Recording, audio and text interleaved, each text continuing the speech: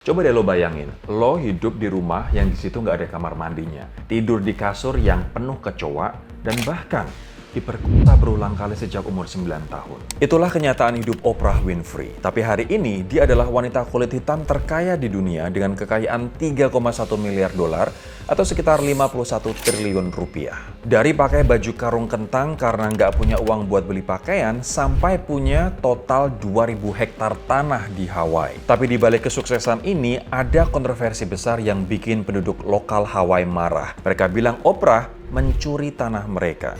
Mereka protes keras setelah kebakaran dahsyat di Maui tahun 2023. Hari ini gue bakal bongkar kisah hidup Oprah Winfrey dari trauma masa kecil yang mengerikan, perjuangan naik ke puncak industri media, sampai kontroversi yang bikin reputasinya dipertanyakan.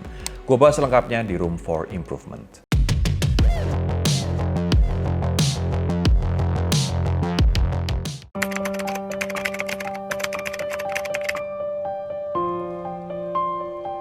29 Januari 1954, seorang bayi perempuan lahir di kota kecil Kosciuszko, Mississippi. Ibunya, Vernita Lee, baru 18 tahun dan bekerja sebagai pembantu rumah tangga.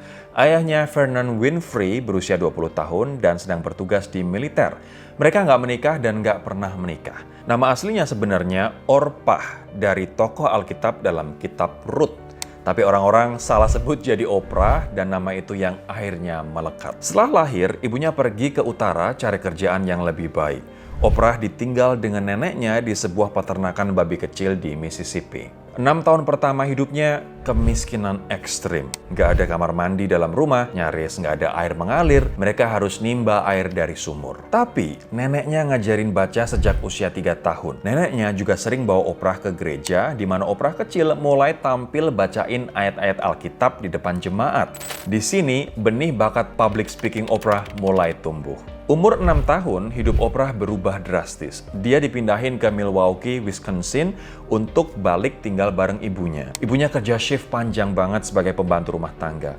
Oprah dan adik tirinya, Patricia, sering ditinggal sendirian atau dititipin ke orang lain. Dan disinilah trauma paling mengerikan dimulai. Pelecehan seksual yang berlangsung bertahun-tahun sejak umur 9 sampai 13 tahun. Oprah mengalami pelecehan seksual berulang kali. Pelakunya sepupunya sendiri, pamannya, dan teman dari keluarga. Nggak ada yang dia bisa percayai, nggak ada yang melindungi dia. Ketika akhirnya dia berani bicara tentang pelecehan ini bertahun-tahun kemudian, di usia 24 tahun, anggota keluarga menolak untuk percaya. Bayangin, lo jadi korban pelecehan bertahun-tahun, dan lo ketika berani bicara akhirnya, keluarga lo sendiri bilang lo bohong. Trauma ini bikin Oprah mulai self-harm. Dia kabur dari rumah. Dia mulai ngelakuin hal-hal berbahaya buat ngatasin rasa sakit dan trauma mendalam yang dia rasain, guys. Nah, umur 13 tahun setelah bertahun-tahun mengalami pelecehan, Oprah kabur dari rumah.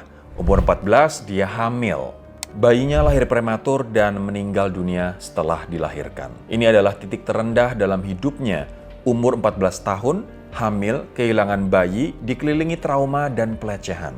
Dan dia sendiri. Tapi kemudian ada momen yang mengubah segalanya. Ayahnya, Vernon Winfrey, yang sudah jadi tukang cukur dan anggota dewan kota di Nashville, mutusin buat ambil hak asuh Oprah dan tinggal bersamanya. Vernon Winfrey bawa stabilitas, disiplin, nilai-nilai yang kuat, dan yang paling penting, dia sangat nekenin pentingnya pendidikan. Dia jadi murid yang berprestasi. Dia gabung dengan tim debat sekolah di East Nashville High School dan raih posisi kedua nasional dalam kompetisi interpretasi dramatis. Umur 17 tahun, dia menang kontes Miss Black Tennessee. Ini yang ngebuka pintu pertamanya ke dunia media. Stasiun radio lokal ngelihat potensinya dan rekrut Oprah muda buat baca berita paruh waktu, masih sambil sekolah. Umur 19 tahun, dia jadi presenter berita termuda dan wanita Afrika Amerika pertama yang jadi pembawa berita di televisi Nashville. Dari anak yang diperkosa dan hamil di usia 14 tahun, jadi pembawa berita televisi di usia 19 tahun. Perjalanan hidupnya baru aja dimulai dari sini.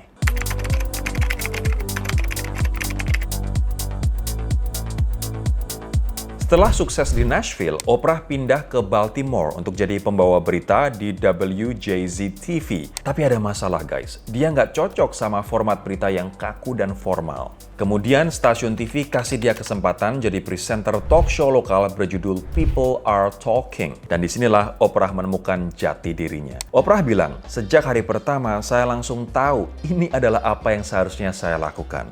Saya merasa seperti saya telah pulang ke diri saya sendiri. Kemampuannya untuk terhubung dengan tamu secara emosional, untuk menangis bersama mereka, untuk membuat orang ngerasa didengar dan dipahami.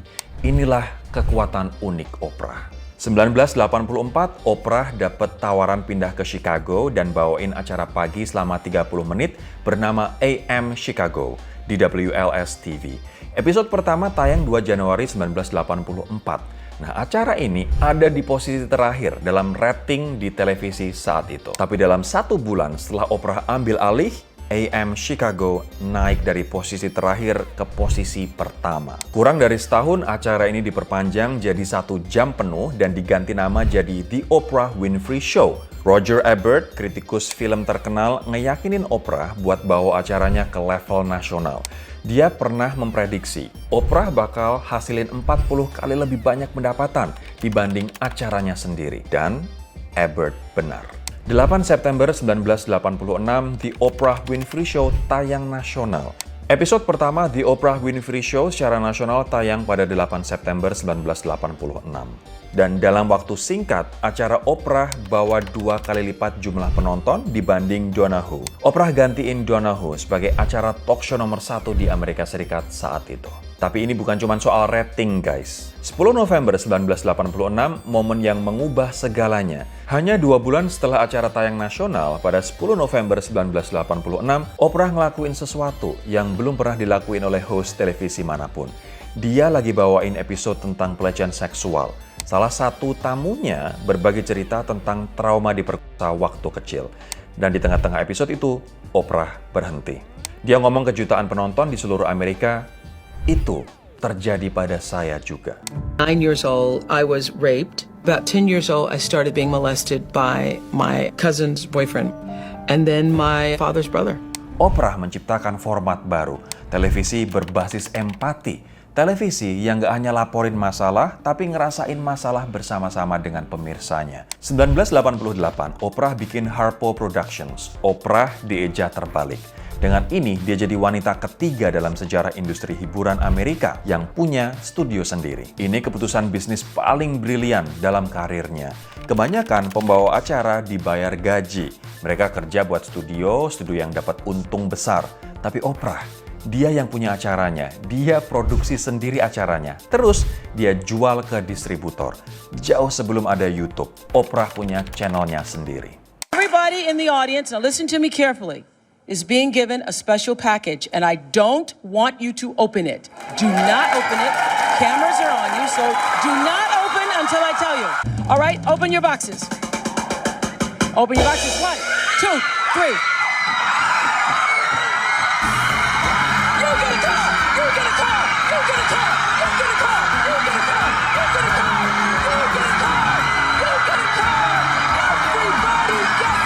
Hasilnya, ketika The Oprah Winfrey Show mencapai puncak, Oprah hasilin 200 sampai 300 juta dolar atau untuk kurs sekarang sekitar 3,3 sampai 5 triliun rupiah per tahun. Itu setara dengan 10 dolar atau 160 ribu rupiah setiap detik. Umur 32 tahun, Oprah sudah jadi jutawan. Umur 41, kekayaan bersihnya 340 juta dolar. Dia menggantikan Bill Cosby sebagai satu-satunya orang Afrika Amerika di Forbes 400. Tahun 2000, dengan kekayaan bersih 800 juta dolar, Oprah dipercaya sebagai orang Afrika Amerika terkaya di abad ke-20. Dan di tahun 2003, Oprah resmi jadi miliarder. Perempuan kulit hitam pertama di dunia yang mencapai status ini. The Oprah Winfrey Show tayang selama 25 musim dari 8 September 1986 sampai 25 Mei 2011. Total 4.561 episode. Acara ini pegang rekor sebagai talk show dengan rating tertinggi dalam sejarah televisi Amerika Serikat. Di puncaknya di tahun 2008, acara ini bahkan ditonton 46 juta orang per minggu di Amerika Serikat dan disiarkan di 134 negara di seluruh dunia. Oprah juga menang total 47 Daytime Emmy Awards. Tapi lebih dari sekedar rating dan penghargaan guys, Oprah menciptakan fenomena budaya yang disebut Oprah Effect.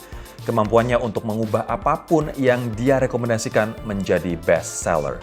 Oprah's Book Club bisa membuat buku yang tidak dikenal jadi bestseller dalam semalam. Oprah's Favorite Things, produk yang dia tampilin langsung sold out. 2011, setelah mengakhiri The Oprah Winfrey Show, Oprah meluncurkan jaringan televisi kabelnya sendiri, OWN atau Oprah Winfrey Network. Awalnya sempat kesulitan, rating mengecewakan di tahun-tahun pertama. Tapi Oprah nggak nyerah dan terus berjuang. Dan di tahun 2013, OWN akhirnya menguntungkan. Nah, sampai hari ini, Oprah memiliki saham 25,5% di OWN. Namun di balik kesuksesan luar biasa ini, ada kontroversi yang sekarang mengancam warisan Oprah.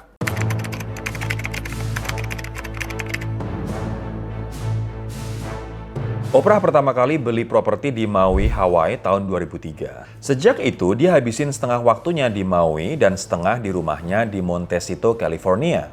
Tapi dalam beberapa tahun terakhir, Oprah agresif beli tanah di Maui. 2022, dua bidang tanah masing-masing 10 hektar. 2023, bidang tanah 330 hektar. Di tahun yang sama, bidang tanah 520 hektar. Belum lagi tambahan 897 hektar tanah pertanian. Totalnya, Oprah sekarang memiliki lebih dari 2.000 hektar tanah di Maui. Sebagai konteks, itu setara dengan sekitar 4.000 lapangan sepak bola.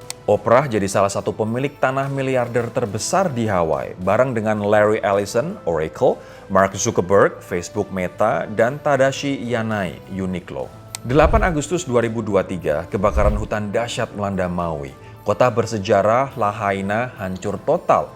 Lebih dari 115 orang meninggal. Lebih dari 2.170 hektar tanah terbakar dan lebih dari 350 orang dilaporin hilang guys. Dan hampir 5.000 orang harus mengungsi ke 19 lokasi penampungan. Kerusakan diperkirakan lebih dari 5 miliar dolar. Dan di tengah tragedi ini, kontroversi seputar Oprah menyeruak. Beberapa jam setelah kebakaran, teori konspirasi mulai menyebar di media sosial. Oprah sengaja menyebabkan kebakaran untuk beli tanah murah. Properti Oprah tidak terbakar karena dia melindunginya dengan cara tertentu. Oprah bagian dari konspirasi untuk mengusir penduduk lokal. User X, Matt Wallace, memposting, Oprah Winfrey telah membeli tanah di Maui seperti orang gila. Dalam beberapa tahun terakhir, dia naik dari sekitar 100 hektar tanah di Maui menjadi lebih dari 1.000 hektar. Lalu tiba-tiba dari mana-mana datang kebakaran yang menghancurkan banyak rumah di dekatnya, tapi tanahnya tetap utuh. Nah, postingan ini telah dilihat lebih dari 12 juta kali. Tapi kerusakan reputasi sudah terjadi. Gak lama setelah kebakaran, Oprah dan Dwayne The Rock Johnson meluncurkan People's Fund of Maui.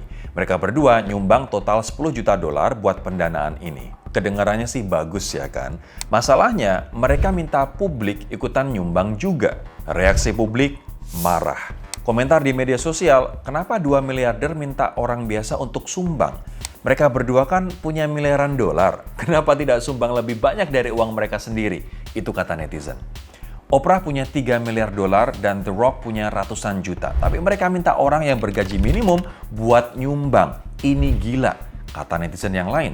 Nah, kemarahan dan kritik ini pun valid. Ketika kamu punya miliaran dolar dan meminta orang yang hidupnya pas-pasan guys, buat nyumbang, memang kelihatannya nggak pantas. Juru bicara Oprah langsung klarifikasi dan bilang, Oprah secara pribadi menyumbang lebih dari 25 juta dolar untuk upaya terkait kebakaran hutan. Selain nyiptain jalur bagi orang lain buat ngedukung upaya bantuan melalui People's Fund of Maui. Melalui dana itu, hampir 60 juta didistribusikan kepada lebih dari 8.100 penduduk sebagai bantuan tunai langsung. Beberapa hari setelah kebakaran, Oprah datang ke penampungan di War Memorial Complex di Wailuku. Tapi dia datang dengan kru kamera CBS. Petugas penampungan meminta kru kamera untuk menunggu di luar. Kritik langsung berdatangan. Oprah hanya melakukan ini untuk publisitas. Dia datang dengan kamera. Tapi petugas di lokasi kemudian ngomong kalau Oprah sopan dan kooperatif. Dia balik tanpa kamera dan bagiin perlengkapan ke korban. Cuman sekali lagi, persepsi awal udah terbentuk. Oprah melakukan ini untuk publisitas. 21 Juni 2024, tengah malam, dua pemuda lokal Maui ditangkap yakni Luke Allen dan Ty Munoz, keduanya 19 tahun. Tuduhannya berburu ilegal di malam hari dengan senter di jalan umum yang lewati tanah Ranch Opera. Allen didakwa 6 pelanggaran termasuk kepemilikan senjata tidak terdaftar. Munoz didakwa 4 pelanggaran. Reaksi penduduk lokal Hawaii di media sosial, kembalikan tanah ke negara, izinkan berburu untuk makanan. Kenapa izinkan diktator kaya dari daratan membeli seluruh pulau dan kemudian mengendalikannya? Hawaii berubah jadi taman bermain untuk orang kaya, sementara penduduk lokal menderita dan harus kerja 10 pekerjaan hanya untuk bisa makan. Dan yang paling tajam adalah ini. Gimana rasanya Oprah memiliki tanah curian? Narasi yang tersebar, Oprah menangkap penduduk lokal yang cuma mau makan. Profesor Deepak Sharma dari Case Western Reserve University mengatakan, masalah kepemilikan tanah di Hawaii mencontohkan begitu banyak masalah berbeda yang telah menghantui Amerika sejak pembentukannya oleh pemukim kolonial. Kita juga tahu Hawaii dicaplok oleh Amerika Serikat tahun 1898 secara kontroversial. Penduduk asli Hawaii kehilangan tanah leluhur mereka. Dan sekarang miliarder dari daratan, kebanyakan berkulit putih, tapi juga termasuk Oprah, membeli tanah dengan skala masif. Ketika kebakaran Maui 2023 menghancurkan rumah ribuan keluarga kelas pekerja, banyak diantaranya penduduk asli Hawaii, pengembang dari orang kaya langsung berusaha beli properti yang rusak dengan harga murah. Bagi banyak penduduk lokal Hawaii, Oprah, meskipun dia wanita kulit hitam yang juga pernah ngalamin diskriminasi, sekarang dilihat sebagai bagian dari masalah. Dia dilihat sebagai miliarder yang mencuri tanah dari penduduk asli. Ini situasi yang kompleks dan menyakitkan. Lika-liku perjalanan hidup Oprah bisa jadi playbook buat banyak orang di dunia. Dari kemiskinan ekstrim, melewati trauma tragis masa kecil, bergelimang harta ketika sukses, hingga kontroversi kepemilikan tanah dan properti yang diduga meminggirkan penduduk asli. Satu kisah tentang kerja keras menemukan jati diri, bakat, dan kesuksesan. Tapi dari perspektif lain, juga tentang gimana agar kita bisa ngerasa cukup. Oprah nggak membiarkan trauma masa kecilnya menghancurkannya. Sebaliknya, dia mengubah trauma itu jadi empati, jadi kemampuan untuk terhubung dengan orang lain yang menderita. Inilah yang bikin acara talk show-nya begitu powerful, guys. Tanpa fondasi pendidikan yang kuat, Oprah nggak akan pernah bisa keluar dari kemiskinan. Ini kenapa Oprah begitu fokus pada pendidikan dalam filantropinya. Dia bahkan bikin Oprah Winfrey Leadership Academy for Girls di Afrika Selatan tahun 2007. Sekolah untuk anak perempuan berbakat dari kalangan miskin atau kurang mampu. Ini keputusan bisnis paling brilian Oprah, mendirikan Harpo Production dan memiliki acaranya sendiri, bukan cuman jadi host yang digaji. Kebanyakan host talk show menghasilkan beberapa juta dolar per tahun. Oprah, dia menghasilkan ratusan juta dolar per tahun, karena dia juga pemiliknya. Ketika Oprah jadi presenter di Baltimore, dia nggak cocok sama format kaku dan formal. Tapi ketika dia dipindahkan ke talk show dan bisa jadi dirinya sendiri, emosional, empatis, dan otentik, Oprah nggak coba jadi seperti presenter atau host lain. Dia nggak mencoba jadi seperti Phil Donahue. Dia jadi dirinya sendiri yang unik, dan justru itulah yang bawa dia sukses. Oprah jadi orang paling powerful di media Amerika. Dia bisa mengubah buku nggak dikenal jadi bestseller dalam semalam. Dia bisa ngangkat karir seseorang kayak Dr. Phil, Dr. Oz, dan Rachel Ray. Tapi dengan kekuatan itu datang tanggung jawab. Dan ketika lo punya miliaran dolar, terus beli ribuan hektar tanah di tempat di mana penduduk lokal kesulitan untuk bertahan hidup, lo akan dikritik. Kontroversi Hawaii ngajarin kita nggak peduli seberapa banyak lo udah menderita di masa lalu, nggak peduli seberapa banyak lo udah bantu orang lain, kalau tindakan lo sekarang merugikan komunitas yang rentan, lo akan dan seharusnya dikritik. Oprah telah nyumbang ratusan juta dolar buat berbagai masalah, pendidikan, bantuan bencana, pemberdayaan perempuan. Tapi kritik terhadap People's Fund of Maui nunjukin sesuatu bahwa orang nggak hanya ingin uang, mereka ingin keadilan. Mereka ingin sistem yang nggak bikin orang kaya semakin kaya, sementara yang miskin terpinggirkan. Mereka ingin tanah leluhur mereka dikembalikan, bukan dibeli oleh miliarder dari mainland. Ini pelajaran untuk semua orang kaya bahwa filantropi itu penting, tapi yang lebih penting mempertanyakan ketidakadilan dan memperjuangkan keadilan. Oprah Winfrey adalah manusia yang kompleks, Bukan pahlawan sempurna, tapi jelas bukan penjahat. Dia adalah produk dari sistem yang sama yang pernah menindas dia. Sistem yang sekarang dia kuasai. Dan mungkin itulah pelajaran terbesar dari Oprah Winfrey. Sukses nggak bikin lo kebal dari kritik, sukses berarti lo juga punya tanggung jawab lebih besar. Trauma masa lalu nggak bisa membenarkan tindakan bermasalah di masa sekarang. Dan dengan kekuatan besar datang tanggung jawab untuk terus mempertanyakan, apakah gue menggunakan kekuatan ini untuk kebaikan atau untuk ketidakadilan? Dan yang paling penting, lo harus memastikan tangga yang lo panjat tidak menghancurkan orang lain di bawah lo. Itulah cerita Oprah Winfrey, inspirasi sekaligus peringatan buat kita. Kalau lo suka konten kayak gini, jangan lupa subscribe dan like Room for Improvement dan nyalain lonceng notifikasi. Apa kira-kira pelajaran terbesar dari Oprah Winfrey menurut lo? Share di kolom komentar ya. I'll see you in the next video. Bye-bye.